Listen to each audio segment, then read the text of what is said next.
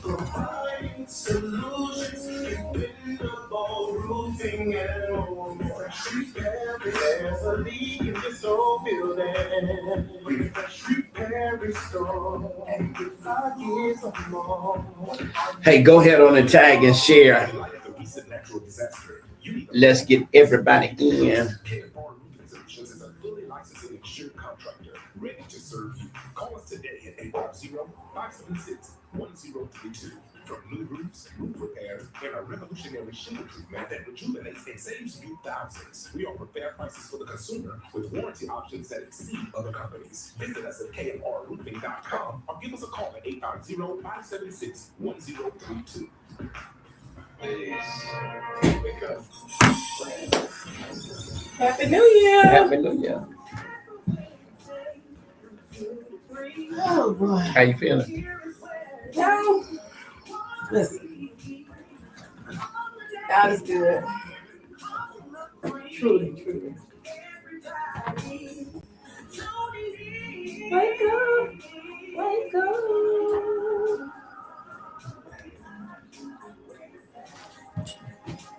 I gotta get you situated.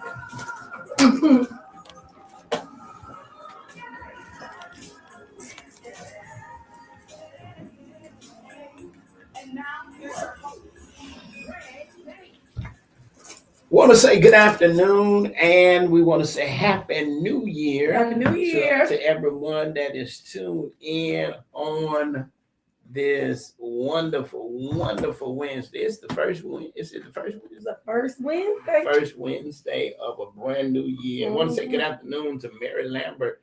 Hey, listen, go ahead on and tag and share. Let's get everybody in. We're gonna try to do some forecasting here, trying to get this situated. We're going to do some forecasting here in a few minutes. So go ahead on and let's get everybody in. Yeah. Let's get everybody in. So how are your day? How's your day going? You know, the kids went back to school today. The kids went back to school. Shout out to all of the instructors and principals and teachers and systems and organizations that's handling after school. Listen, we have had our kids since last month, third week, and now they went back to school today. Wow. And to all of the parents that had to let them go on back crying, you know, you're doing the work of the Lord. Let them teach them children. But definitely prayers over our schools, prayers over our administrators. They all went back to school today, and it was something. Traffic was something else. Yeah, I've been basically these school zones with these flashing lights and these ticketing devices is like driving people bonkers. Why? Because they're ticketing you like this now. Yeah. They are. Well, what? But anyway, are they driving too fast? What they doing? I mean, if you see the thing that say school zone and you don't slow down, and then it get to the end school zone. I don't know. It's something. I mean, I've ran across a lot of people that have been talking about it, and we're going to have to talk about it. But hey, so it's a new year. 2025. We ended the year with some amazing events. Lots of crazy stuff. And here we are in 2025. There are some things that we've got to get engaged in. I mean, things that are happening on a national level, right, are affecting us. But there are things that are happening on a local level that are impacting us even more. Well, yes, amen. And I think that we've had this conversation before, Pastor James, that now is a time for the church to arise. It's a time for leaders in ministry to become more aware, because I believe that we are getting into times where ministries will have to step up. They will have to step up in resource. They will have to go back. You know, back in the day, the primary nonprofit organization of the community was the church, which is why you saw a lot of organizations grow out of the arm of faith-based organizations or faith-based landmarks within communities. And we relegated a lot of that down to, NGOs, non-governmental organizations, and different entities to carry out mandates that biblically, are within the parameters of the church to facilitate or at least collaborate to provide. You look at Joseph and his stead that the Lord used him in Egypt to preserve the people of God in the place of government of a quote unquote pagan nation. And so we have to understand that everything is local. And everything that's happening nationally and internationally has local implications. And so I think we're in a prime position with this show to truly provide clarity on those things and really amplify the voice and awareness of the faith leaders, the faith communities within this community, to focus on what matters, to focus on the infrastructural things. That if the junk hit the fan, and you only have to look to what happened with Head Start when that shut down, the faith-based organizations were corralled, if you will, in partnership with non-governmental organizations and nonprofits to provide solutions for the issue. But it's going to have to become an ecosystem of activation as opposed to just kind of reactive. And so it's an opportunity, but there's a lot going on, and I think the church has to arise. Yeah, I mean. I can't concur no more than the fact that I think this is a moment, this is an hour where, even with the show that we're doing every Wednesday, I think we've got to be in this year. I hate to just say it like this, but I think we have to call a spade a spade. And I think we cannot move into this year with issues that are confronting us and we not be, very thorough in pointing out what we see, whether it's good, bad, or indifferent. Sure. Because there are some things that we're going to be challenged with. And I think, as you said, the church, the leadership, the faith community is probably one of the strongest communities in the Black community. And I think faith leaders have to really make their voices heard when it comes to issues and when it comes to things that are surrounding our communities. I mean, we cannot sit silent. I think that does the people a disservice. But we're not supposed to sit silent. And if you go back to base theological exegesis, you see that God has put together two swords in the maintenance and the order of mankind, and that is government and the church. Even in the stead of the holiday season we just came out of, one of the tenets of worship for the angels was, and his government shall have no end. Right. And so there's no dissension between God and government. Now, how that plays out in righteousness and in the agendas that we've established over time, steeped in culture, steeped in whatever, I think that the ministry of the gospel has an opportunity to rise. It has an opportunity to set forth righteousness, and in that have an opportunity to truly empower people. And I'd like to stop seeing band-aids, quite frankly, applied on the public policy level. Mm-hmm. I'd like to see us do the hard, difficult work of change and be able to call a spade from that perspective. Because I think we get into personalities. The personalities are just facilitators of beliefs, of systems of thought. And if our thoughts ain't right, our actions are going to follow suit, And so I think that it's really important as a ministry on radio to be committed to setting forth righteousness and letting the chips fall where they may, and it may fall on the rough side of somebody's opinion or the rough side of somebody's feelings, but we're not here to be emotional. No, we're here to be impactful. Yeah, and I think that is key. What you just said, we're not here to be emotional. We're here to be impactful, and as we reflect back on 2025, we only reflecting back to see that there were so many issues that we were faced with as a community, as faith leaders, whereby we were not united, we were silent, and then the few people that were speaking, they were considered, I don't want to use the word, but they were considered troublemakers when you're talking about what's best for people. And I think that as we move forward in 2026, there has to be, especially with those who are seeking to serve people, to serve communities, there has to be dialogue. There has to be a level of accountability when people take office. Mm-hmm. And we have seen, and as we look back, we've seen that the people voice in certain issues and certain situations throughout 2025 really didn't matter. The people that you knocked on doors for and said you was going to represent them, the people that you said your voice is going to be their voice, really did not matter. And so I think this show that we do weekly has to really be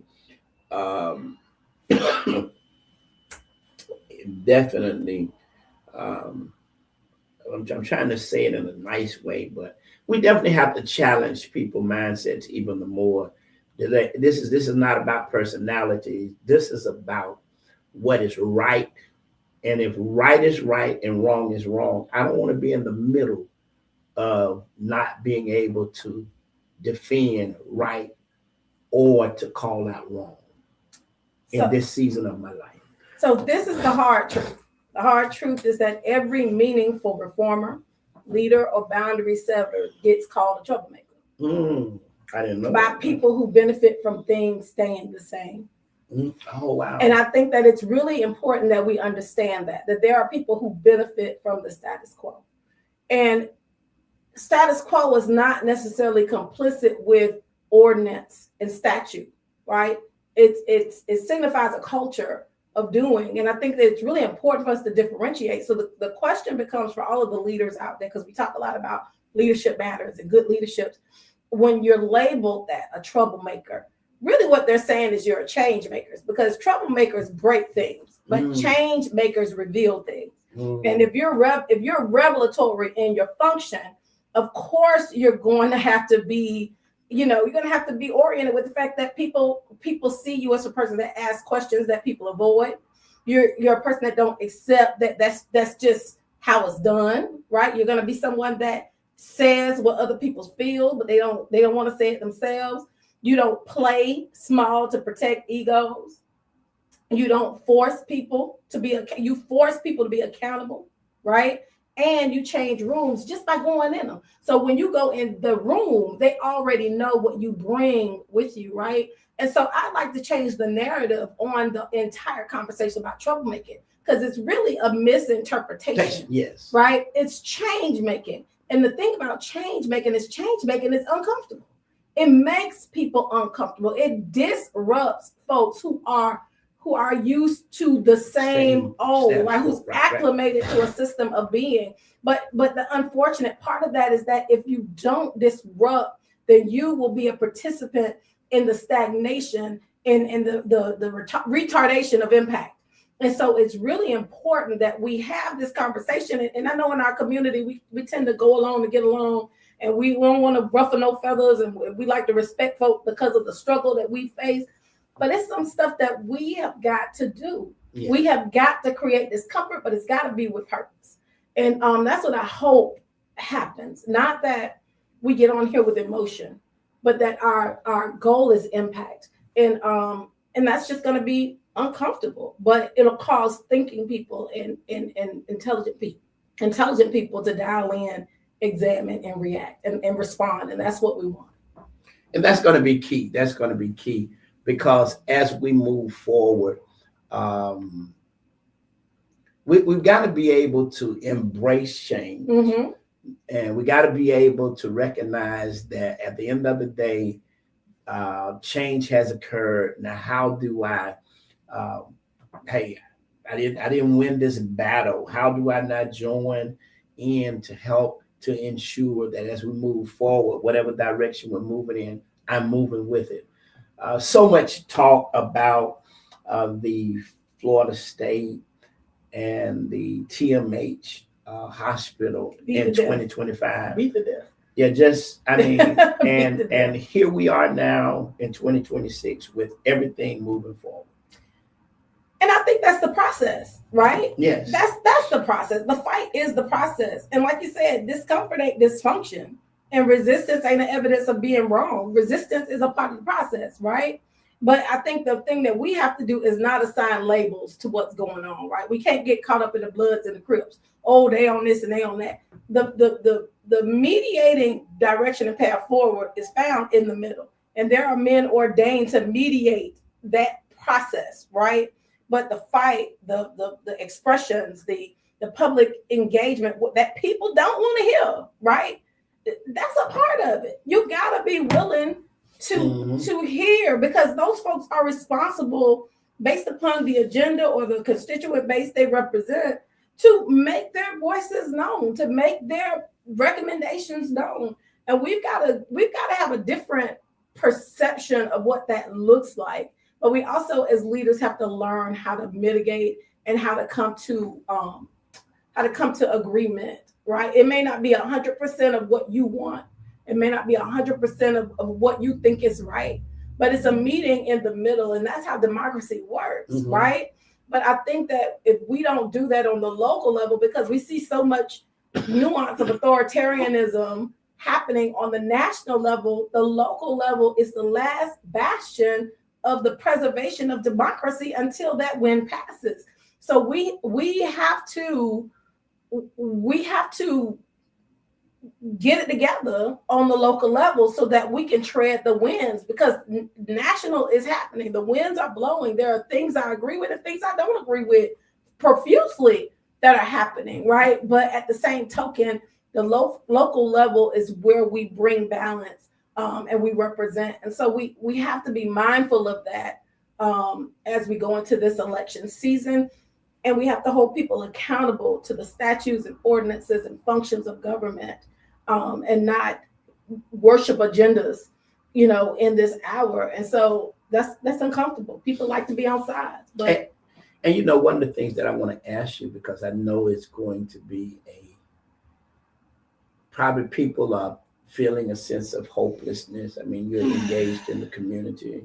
You're involved in housing. You're involved in so many areas whereby there are a lot of blighted. There's a lot of hopelessness that occurs. How important is it for people to really become aware and educated about our voting system this year? I mean, what significant impact will it have for people of color to get out and vote? Well, I think if people don't realize how important the voting system is, they need to realize how important other people believe the voting system is. They think it's so important that they have to hack it, that they have to try and control it illegally outside the bounds of government authorization or government facilitation and statute. They are finding ways to recreate constituent basis. Absolutely. In order, and I think that we may not think it's important, but they know how important it is because of the energy that's being placed in manipulating it, right? Or in curating it towards a certain favor. I think that there are things that people need to understand about our government in this hour. They need to understand that Social Security has to be authorized. It has to be authorized. That fund, which used to hold the pensions and the monies of folks to store toward their retirement, is not only having to be reauthorized as an expense, not a reserve, but it also is going to be relabeled. So it's not going to be your Social Security anymore. It's going to be called a federal benefit payment. What does that do? That changes the whole constitution of what it is. Now, how do I feel about that? Inherently, I feel like it's kind of wrong for the people who have paid into that system as a system of insurance against their retirement, things of that nature, to call it to relabel it with their money in it. But I also sense that the federal government has been funding this thing for so long that they're saying, hey, we call it what we want, because at this point, it's not a reserve, it's an expense, right? And so I think people need to understand how that works. And if under the sound of my voice, if somebody has a different opinion about this, please let me know, or a corrective opinion. But there are so many things that people need to understand about how government actually works now. When they look at SNAP benefits and things of that nature, which we've said is a right, different types of things that we ordain as rights, federal guarantees on home ownership and loans and things of that sort. Those things are an expense to the American people. They are government backed, which means that your loan for your house is guaranteed by your neighbor. It's guaranteed by the full faith and credit of the United States. If I'm making $10 and my bills are $100, I'm functioning in the deficit if I got to borrow $90 a month to live. That's the American government to a great extent. And I have people that can go into the delving of what expenses are, which expenses are culminative expenses of all the people that aren't reflective of government, and which expenses are actual government. And that's an important conversation to have. But the problem is that we're not having it. No. So we don't know. And faith leaders have to know that so that we can interpret agendas and movements and policies properly so that we can know how to respond, not react, but respond. Yeah. I want to say something to a point that you made when you said, here it is. We are not aware of how important voting is to us, but others are. Special session is going to be held in April to redistrict communities. And if we really knew how important it was for us to get out and vote, and if we really knew how important it was for us to be able to really understand who's running and understand the real agenda of the persons that are running and become really educated about this, we wouldn't have all the political infighting that we're having, because all of us will have one agenda, and that is to ensure that our neighbors are okay. And it wouldn't be a group over here that's concerned about this. It would be, we're concerned about our neighbors. And our neighbors are everybody, whether you live in the 5-bedroom or you live in the 1-bed, you're our neighbors. And I think that this year, this show is going to be one that our voices will definitely probably I like what you said, change. I mean, because there are people who have to answer now some of the tough questions that they probably have have not been confronted with. We got to. I'm at a place in my life in 2026 where my yes is yes and my no is no. There's no in between. Amen. And I'm at a place whereby if I like it, I like it. If I don't, you're not gonna second guess about how I feel about a situation, about government, about a person who's running for office. Right. And I think that we have to be able to address issues that are affecting our people. I'm looking at some of the things that are going on in some of our surrounding counties, and it's just heartening to see how leadership is really taking advantage of people. It's heartening to see how the people who look like us are struggling the most because of leadership from people who look like us. So the surrounding counties, even in our own counties, we got to do a better job at selecting people to serve in leadership. I don't care whether you like them. I don't care whether that's your cousin. But at the end of the day, is your cousin qualified to do what he or she is running to do? I mean, so I think we've got to really challenge people to look beyond the surface and dig deeper into how will you best serve me and this community. I think that's so important. I really, really do. Well, I think what you're talking about is reframing the narrative, right? And that's where the real power lies, right?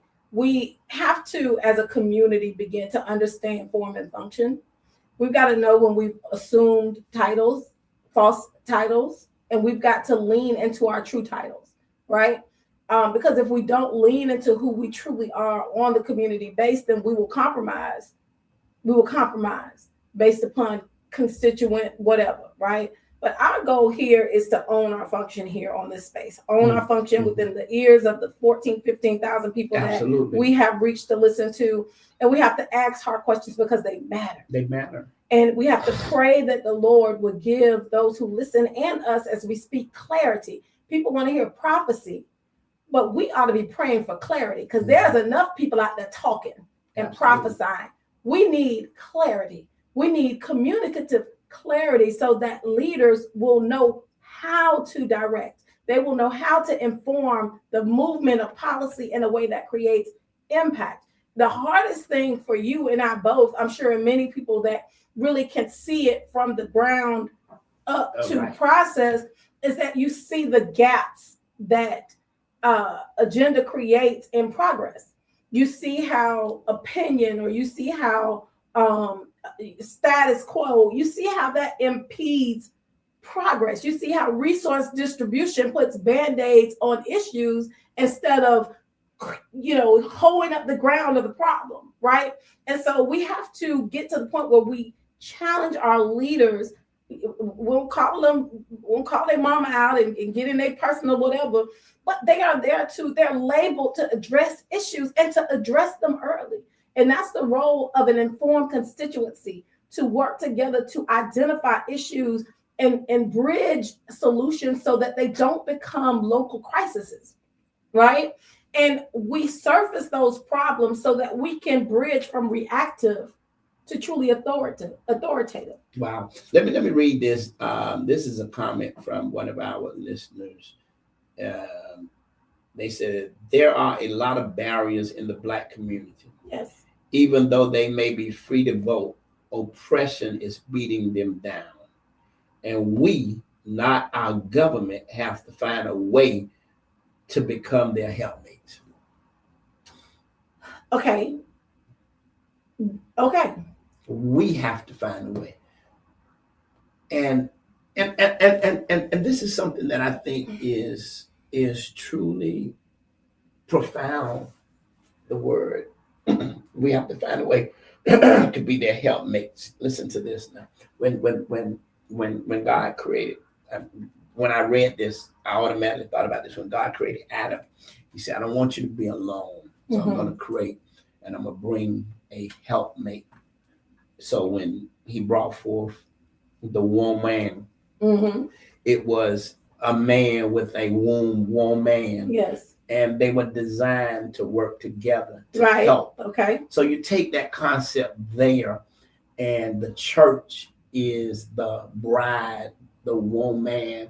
So now we got to be able to find those who are without help and be able to provide them, because she was designed to be the helpmate. So there are so many who need help, need our help.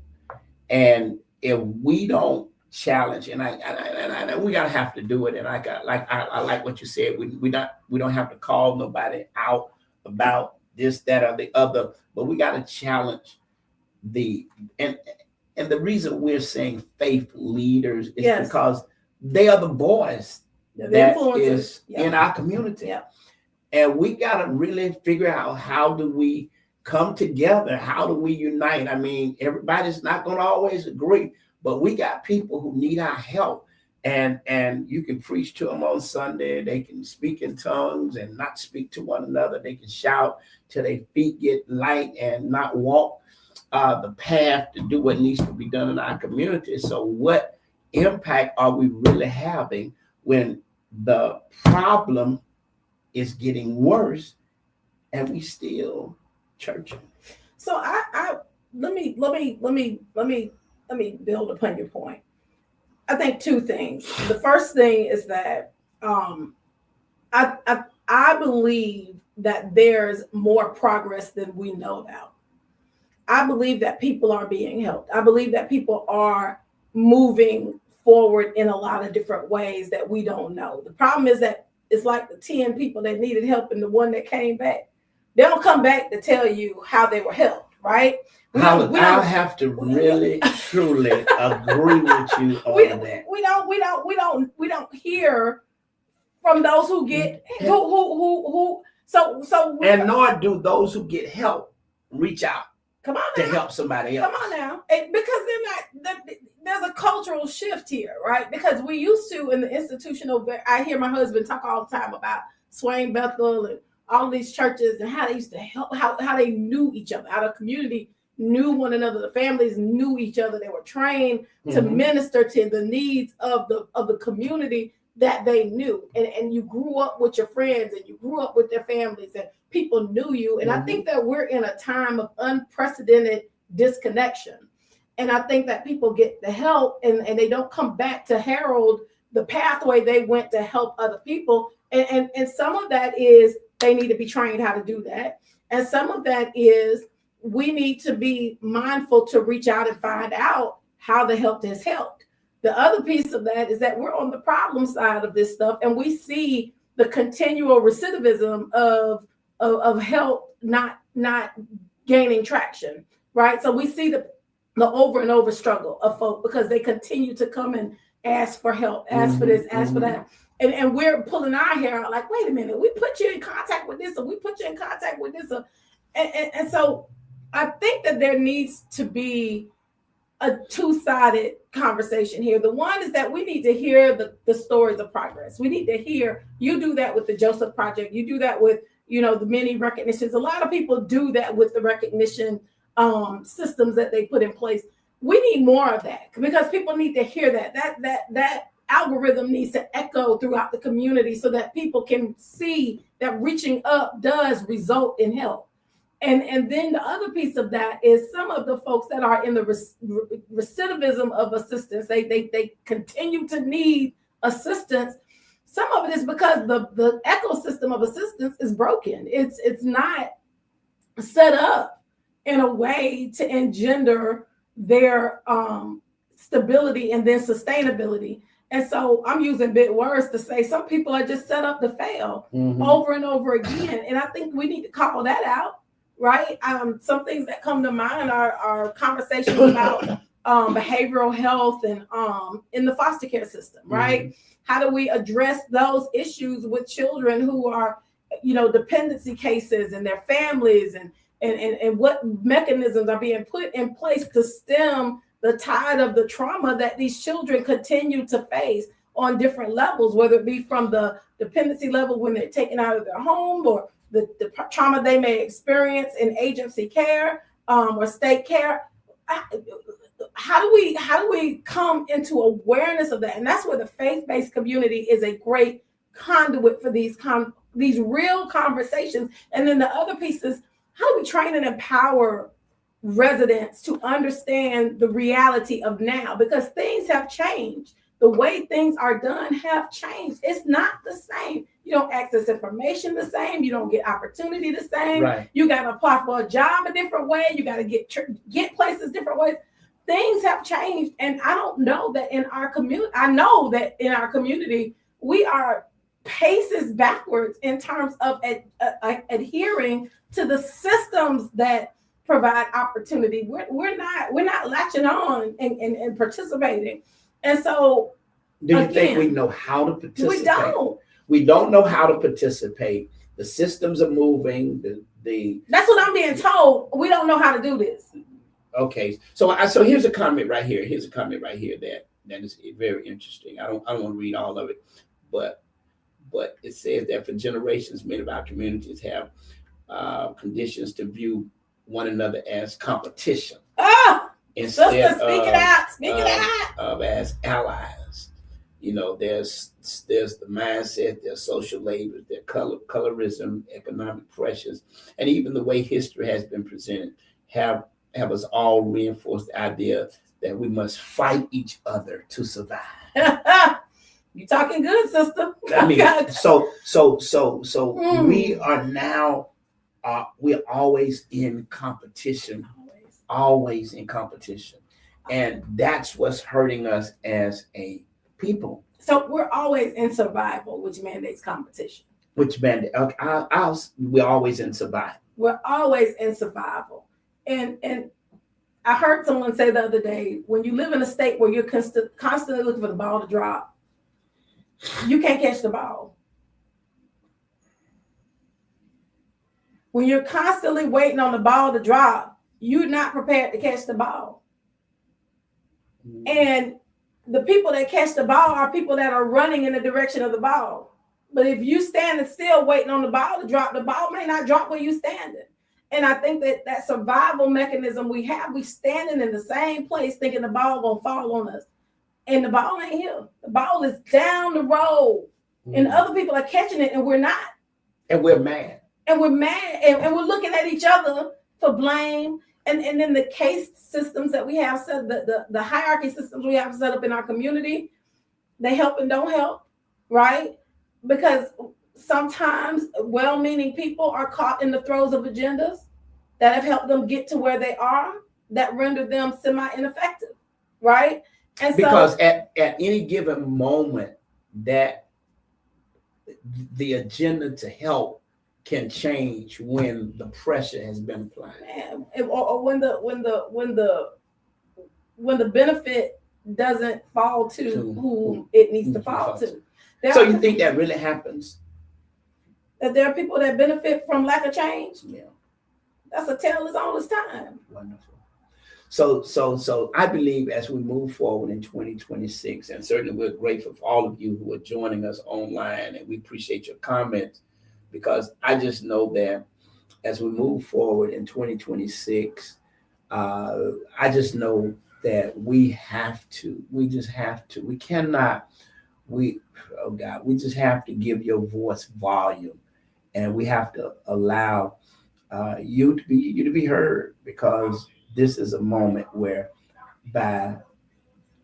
we cannot allow the repeated cycle to keep going on. We got to get out of this cycle we're in as a people. And the great thing about cycles is that Jesus said, the poor you have always, right?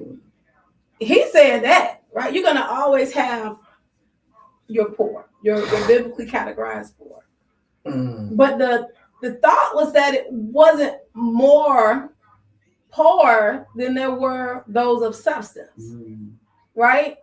And so when you upside down on your resources, where you have more poverty than you have productivity, what do you expect? What happens in poverty? Wow. What happens in poverty? What happens? And survival is the gas that poverty runs on. And so I think we have to adopt a different mindset. We have to adopt a kingdom mindset about it. We have to hold people accountable, because you are accountable for the gift of life that God has given you. God has given you breath to breathe, legs to walk. And if somebody gives you opportunity, that is an unmerited act of favor upon your life to do what you need to do in order to make your life sing to the glory of God, to make it productive, to make it a blessing to someone else. And that's the old echoes of what we used to be taught, right? Your life is to be an echo to the glory of God, and you're to be the productive, you're to be capable, you're to use your limbs and your life for that glory. And to see us upside down, where we have more people functioning in poverty than we have functioning in productivity and abundance. That's something that has to be spiritually addressed. Yeah, that's not the design of God. Well, let me ask you this, as this is our first broadcast, as we look into 2026, much is ahead. What are some of the things that you're hoping that communities can do that have not been done as we move in a very critical year? This year is really critical. It's critical to our city.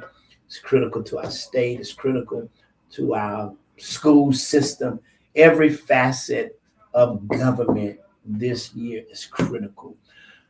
Communities play a major role in making up our city and our counties. What are some of the things that you feel like communities must do moving forward this year to be highly engaged, highly visible, and vocal? I think the community needs to segment it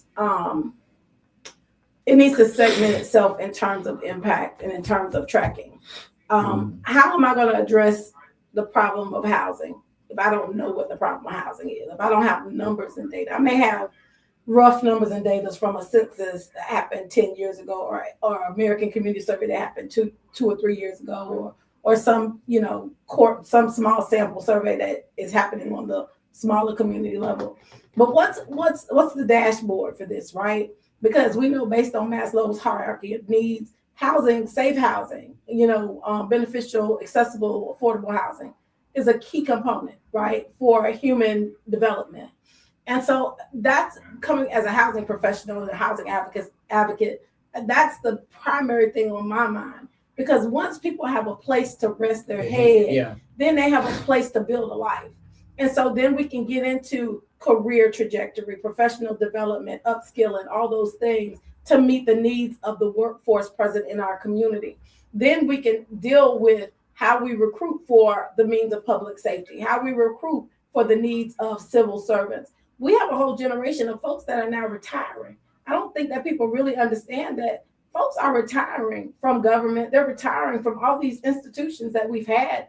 And at one point, there was record vacancies, right? Now, I think a lot of those positions were eliminated under the realm of efficiency and all those things that we throw around. But I think at the end of the day, those jobs had to be absorbed by others. But did their pay go up with that absorption? You get what I'm saying? And how does that fit into the trajectory of folks being able to afford to send their children to schools, maybe private, or to fund public school extracurricular? How does that factor into them being able to build savings, to hedge against risk? How does that factor into them being able to secure their homestead, have a home that they own?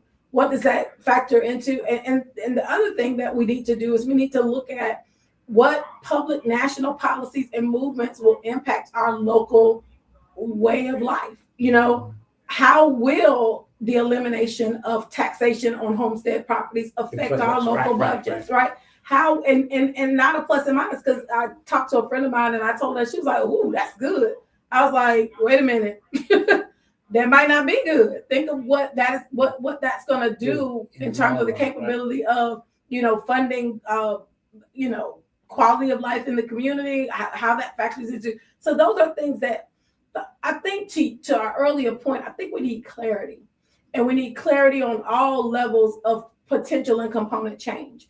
And we need to see how our folks are moving from the streets to homes to sustainability. We need to be able to see that and catalog those movements. I think we need to watch our population shift. Tallahassee is changing as a city. We need to know how it's changing. We need to know who's moving into Southside, who's moving into, Frenchtown, Levy Park, Midtown, who's moving to the city, and why are they moving here, right?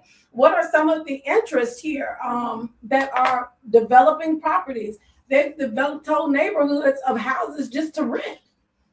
Yeah. And so, I've seen that. You saw, and so, I mean, where is that coming from? You know what I'm saying? What are some of the trends that are happening right in your backyard? Let me ask you this then. I mean, do you think that do you think people are really, God, I'm trying to figure out a nice way to say this, but there's a population that is never aware. That ain't funny. I'm just laughing. I mean, there's a population that's never funny. aware. Mm-hmm. And because they're not aware, they don't know the impact. And because they don't know the impact, they suffer hardships day in and day out. How are we going to change that narrative? How do we really take city government? How do we take our school board? How do we take our county? How do we create opportunities within these communities where these communities become communities of help? These communities help themselves with your assistance. I mean, I can see that making a difference. So let me see if I can just throw this out there. Please do. Okay. There have been organizations that have brought tremendous effort for helps, ecosystem development, for accessible opportunity and upward movement, that have either suffered from philosophical gaps in their approach or underfunding. If they were funded, some with the right trajectory, but lack of funding has impeded their progress. And let's just go there. Money ain't God, but it worketh all things. You need money to make it. You need capital to make it work. And not necessarily just money. You need resources. You need support. You need a bunch of great things to work together to create this thing called impact, partnerships, all things. I like that. But I think that the nuance of funding availability or referendum, like the Children's Services Council, when they came on the block, their beautiful goal was to identify all of these grassroots entities that were making tremendous impacts, that were community based, right? The community knew these entities and agencies. Did they do that? And they did. But I think the issue is that these organizations they didn't function like a high level nonprofit organization. Okay, so I want to, oh God, I know you want to go somewhere. I want to stick a pin there because I got to stick a pin. and T. Kurt, thank you so much for your comment, man. He said you can go ahead and read what he just said. Okay. He says, this is good and absolute. T. Kurt Myers, this is good and absolutely right and knowledgeable. Maslow hierarchy of needs, physiological needs, basic survival needs like air, food, water, shelter. Yeah. Safety needs, love and belonging, esteem needs, self-actualization. Yeah. It's textbook. And so now that that's been said, and now that you said they're the identified, and because these nonprofits did not function, but they were doing a service. They were making impact. And if I'm making impact with the knowledge that I have, and I'm doing it, like God bless her heart, Miss Annie. Mm-hmm. God bless her heart for well over how many years? As long as I've been living, feeding the community, doing it out of the passion, the drive, the vision. But Miss Henry can come in and work alongside her to develop her program to whereby it gets to be like city wants it. It gets to be like the county wants it. But we cannot ignore the fact and give her $2 and say, get it done. When we know there's much, much more.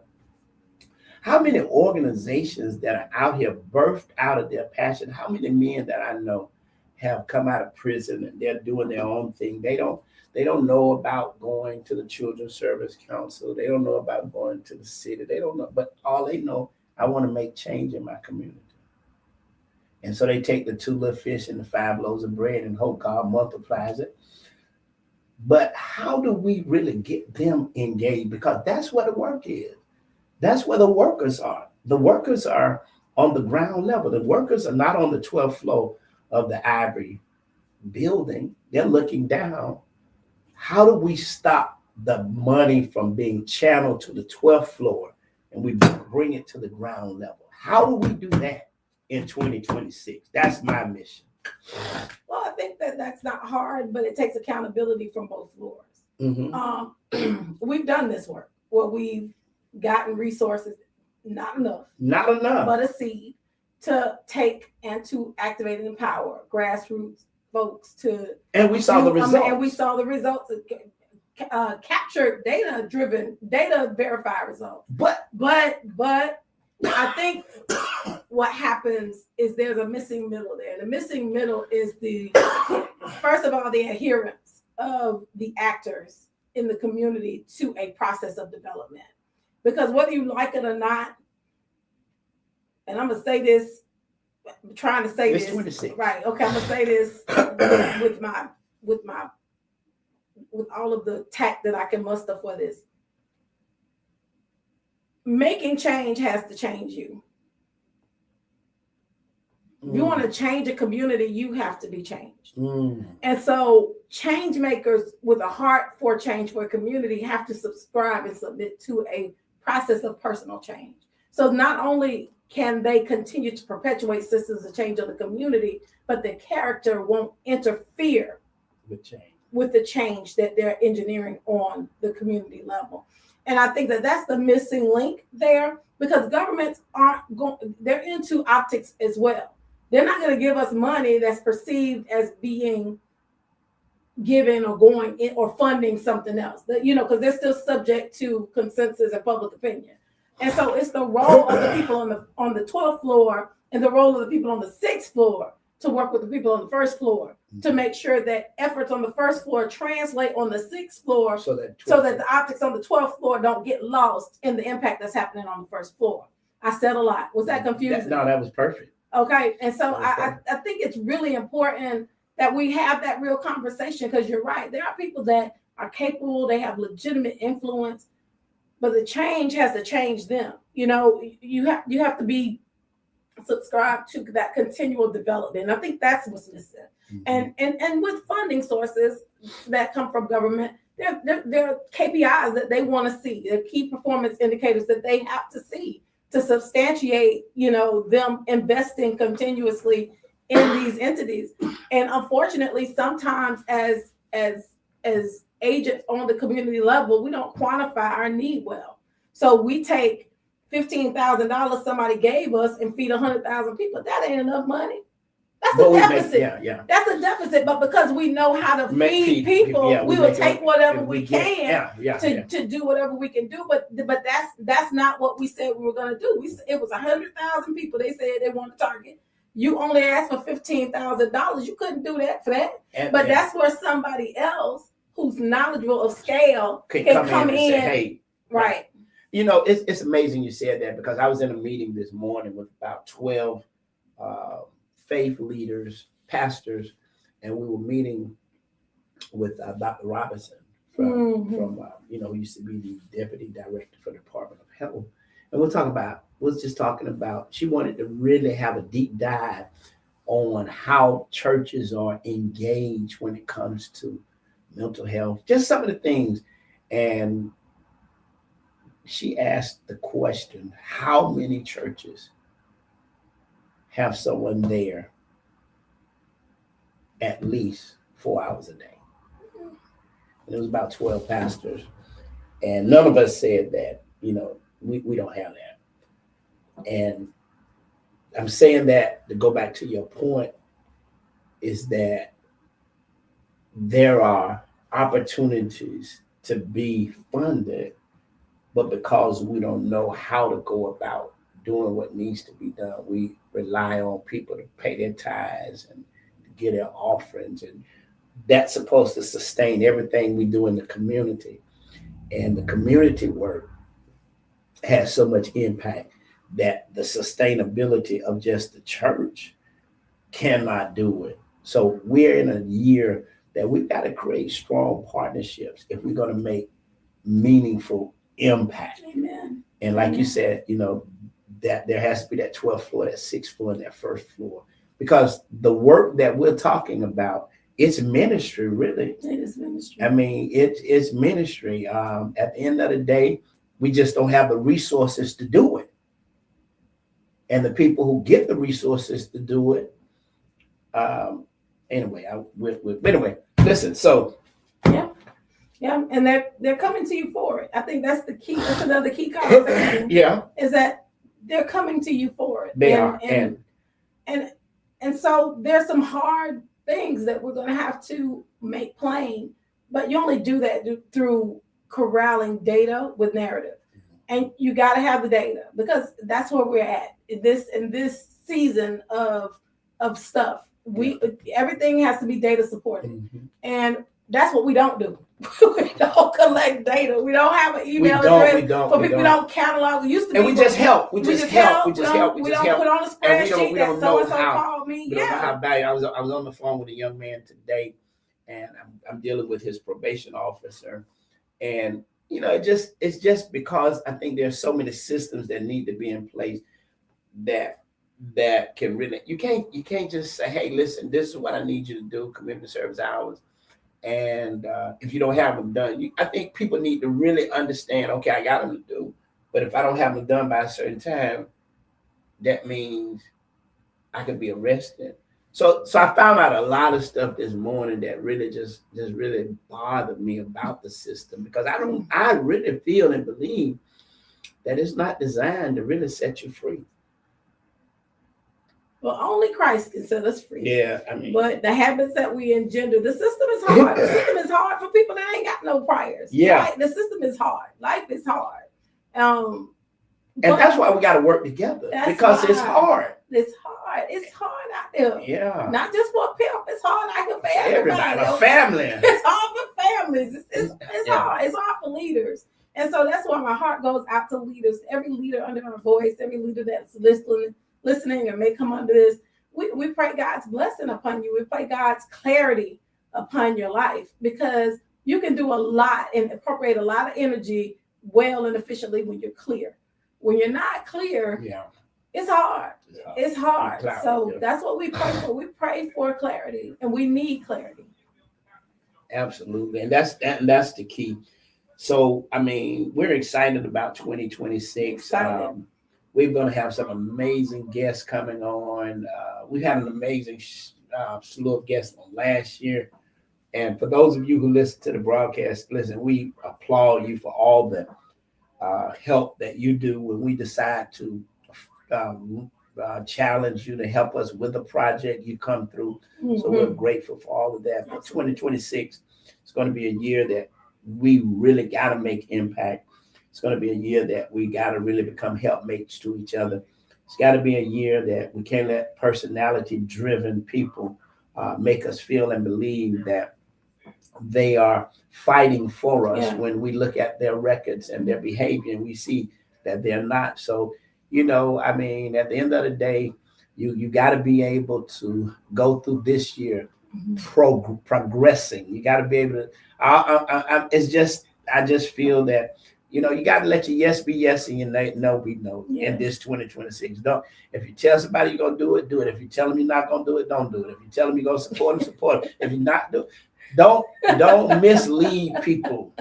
I mean, and whatever you do, don't do it to be seen. Do it because your heart is in it.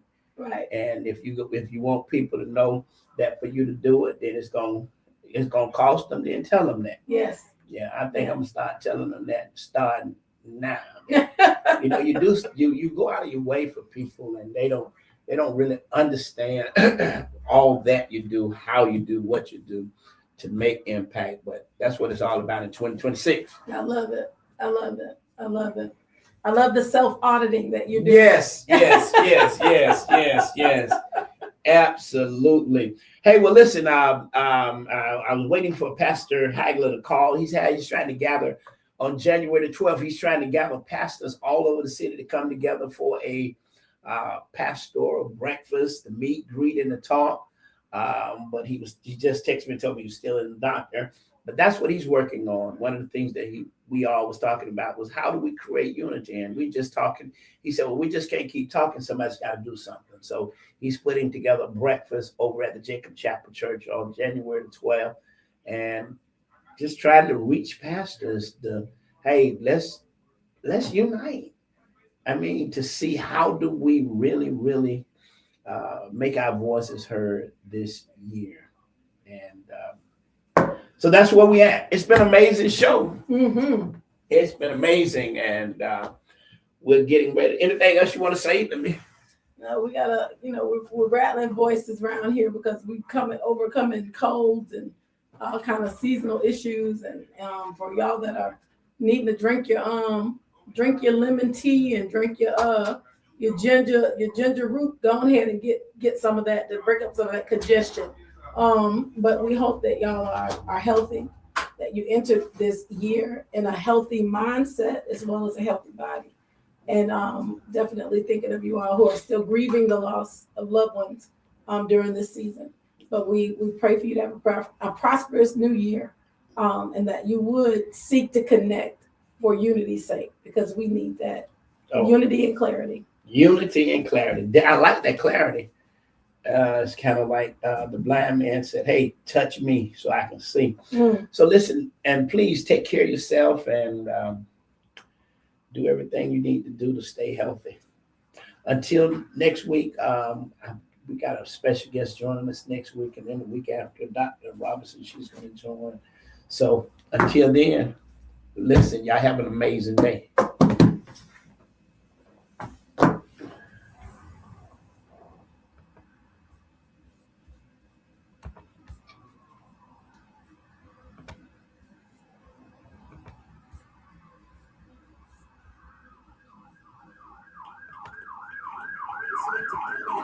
So he's going to